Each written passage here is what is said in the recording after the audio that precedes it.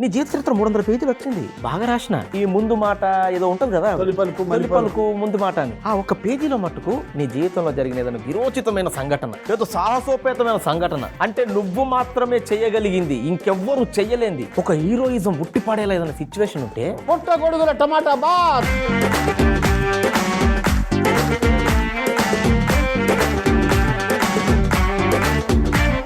ఆలుగడ్డ అరటికాయ మసాలా చిప్స్.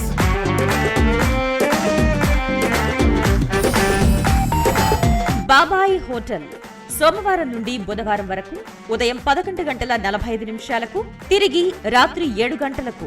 చూస్తూ ఉండండి మీ ఈటీవీ అభిరుచి ఛానల్లో.